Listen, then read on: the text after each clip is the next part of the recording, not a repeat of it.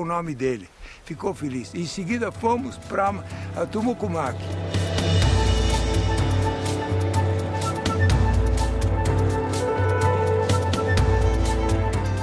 Fomos recebidos pelos índios de braços abertos e tem as fotografias das maravilhas. O segredo desse parque é que as nascentes dos rios estão na serra do Tumucumaque. Estão dentro do parque. Não há problema futuras gerações por poluição.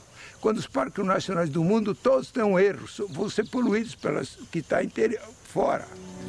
Aí eu fui à Europa e consegui jantar com a rainha Juliana da Holanda e o príncipe Bernardo. E pedi para ela fazer o Parque Cipalivini, o Parque Nacional do outro lado.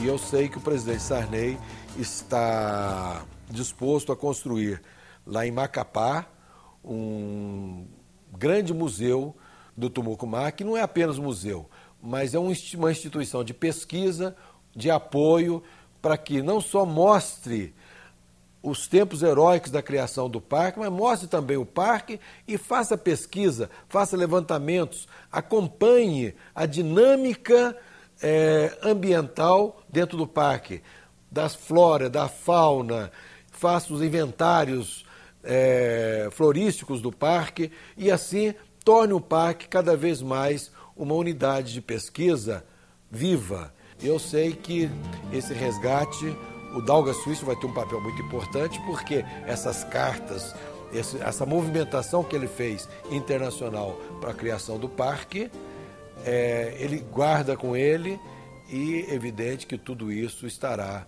no Museu do Tumucumaque.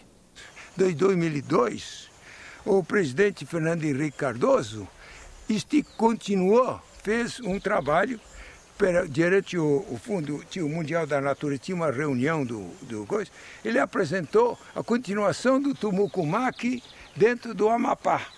Fez o Montanhas do Tumucumaque, com 3.800.000 hectares. O Tumucumaque tinha 3.200.000. Com o Cipalivini da Guiana Holandesa, 3.300.000. Os dois juntam 7 milhões de hectares.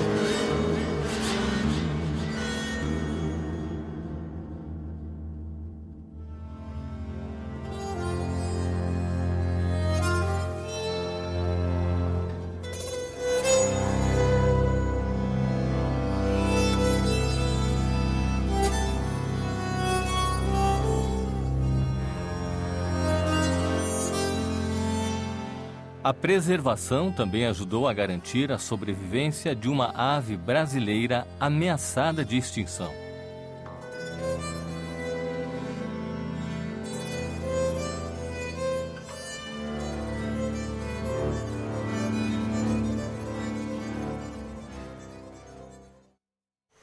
Em 1959, eu estava na fazenda Bodoquena gravando no Rio Miranda as aves. As aves no amanhecer para no disco.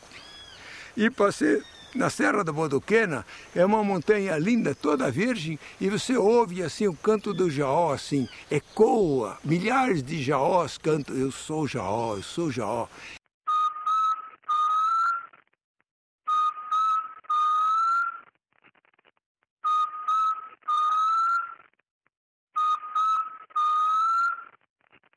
Mas no alto da montanha encontrou uma raridade, a maior águia do mundo, a arpia. Eu fiquei impressionado com isso. E eu escrevi no livro a fotografia da primeira edição do Ave Brasileira, que saiu em 64. Em pouco tempo depois, eu recebo um telefonema e da secretária do embaixador Assis Chateaubriand, que foi dono do TV Estupide e era associado. Ele me mostrou o livro e falou assim: eu estou preocupado com essa maravilhosa ave. Eu conheço os donos da Bodoquena, são David e Nelson Rockefeller e o Walter Moreira Salles. Quando o Walter Moreira Salles chegou, ele falou: doutor Assis, ele nunca chamava de Chateaubriand. O senhor me chamou exatamente para quê? O que eu tenho que falar? Ele falou: amigo, você que é um dono da Bodoquena, eu quero que jure perante todos os presentes, enquanto o senhor estiver vivo, ninguém chega a 5 quilômetros no raio dessa montanha para ninguém perturbar essa magnífica ave. Ele olhou para ele e falou: foi por esse motivo que o senhor me chamou? Ele respondeu firme: sim. Moreira Salles não teve dúvida, fez uma respeitosa reverência e levantou a mão. Eu juro. Agora, passados meio século, um cientista, um ornitólogo de Brasília, foi na Bodoquena, descobriu um ninho de arpia. É um erro de semântica, não descobriu coisa nenhuma. A prova que Moreira Salles cumpriu o juramento que ele fez ao Chateaubriand. Mas não foi a arpia que fez Daugas mergulhar no mundo dos pássaros. Foi uma juruviara. Eu, quando tinha 7 anos de idade, eu fui na represa Guarapiranga, num acampamento que tinha para os filhos da colônia dinamarquesa lá, e o vizinho saiu com uma espingarda, o vizinho da fazenda, matou uma juruviara. E caiu no chão e eu peguei ela na mão e o sangue escorria na minha mão. E a companheira dele gritando de dor em cima de ver a companheira perdida. Eu ouvi aquele grito e o sangue escorrendo, aí eu percebi que Deus deu para mim o dom de guardar um canto de um pássaro e não esquecê-lo jamais. A natureza faz parte da vida da família Daugas há várias gerações.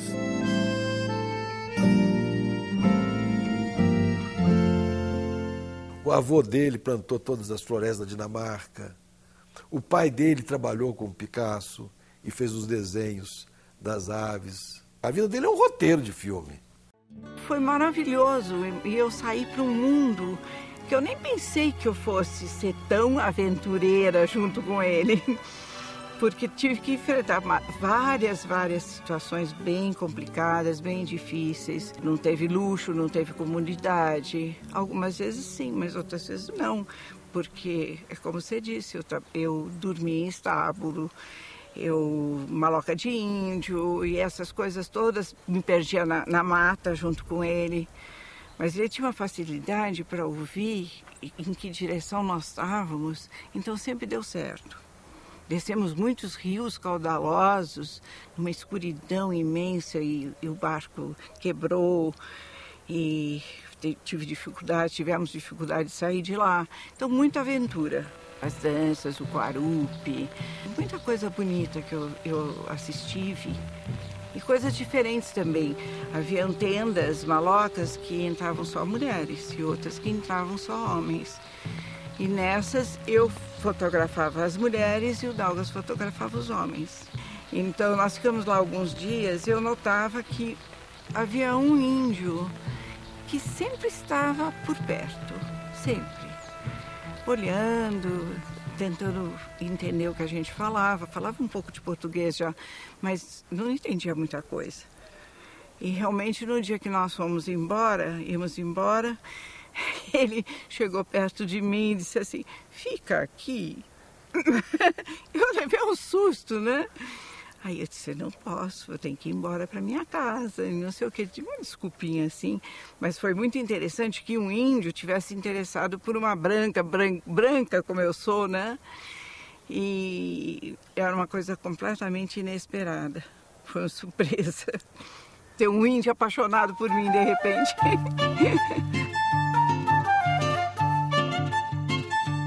Meu pai, ele fez da natureza o meu brinquedo.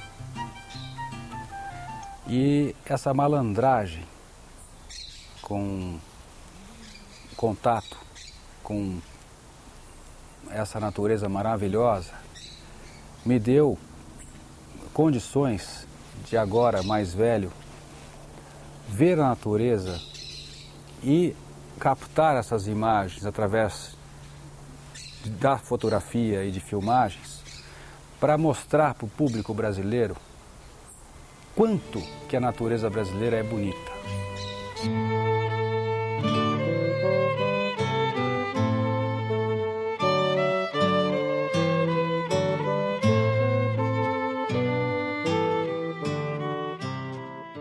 Eu, desde pequeno, sempre levei ele na natureza. No começo, eu só podia levar ele pescar, porque ele era pequenininho, na peneira, iguaruzinho, lambari e tudo mais.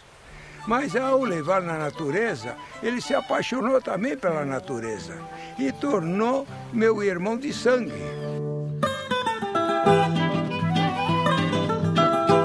Eu acompanhava no Pantanal, na Amazônia. Enquanto ele gravava os sons dos pássaros, eu pescava. Só que, quando eu completei 15 anos de idade, ele me deu uma máquina fotográfica boa. E eu comecei a fotografar os ninhais e ele me dava algumas tarefas. Agora, Christian, você vai fotografar os ninhos dos pássaros. E você vai fotografar os pássaros alimentando seus filhotes. E eu não tinha noção nenhuma de fotografia. Mas essa tarefa era para que esse determinado pássaro fosse para uma publicação em um jornal ou revista. E eu tentava fazer dessa foto a melhor possível.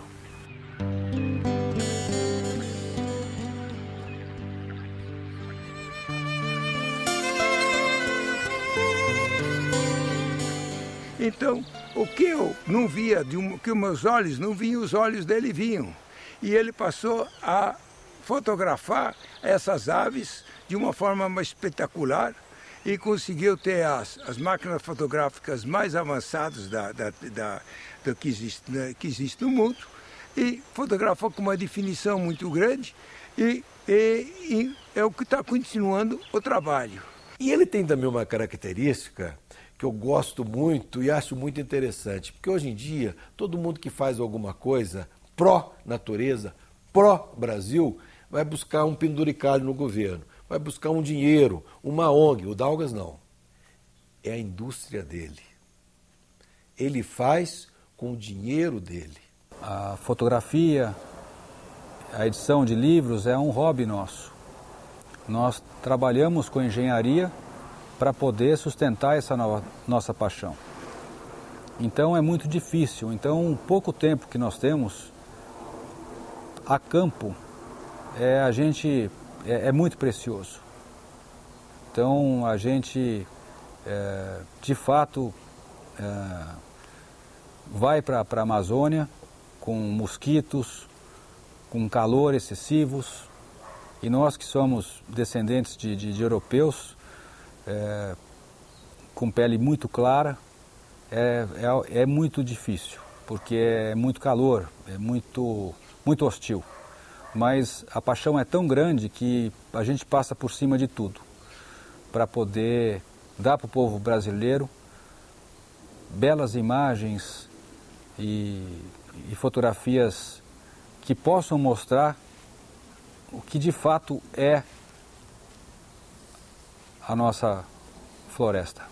Estrangeiros como o Daugas Frisch, o pai dele é dinamarquês, ele nasceu em São Paulo, mas são as pessoas que redescobriram o país. E o Daugas redescobriu de que forma? Da maneira mais prazerosa para nós hoje, mas para ele teve que enfrentar as intempéries de uma floresta, do cerrado, para quê? Para gravar o som mais lindo que existe, que é o som das aves brasileiras.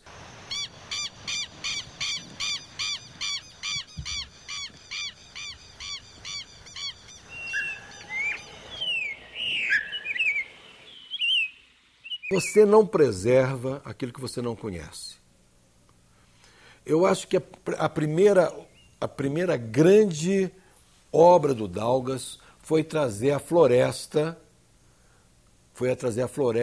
para a nossa casa, para a casa de cada um. O canto das florestas, a beleza dos pássaros.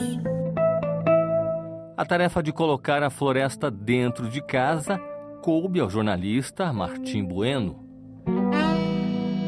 Às vezes, canoas se perdem, naufragando na passagem de algum rápido mais difícil, em cujas margens cantam o rouxinol.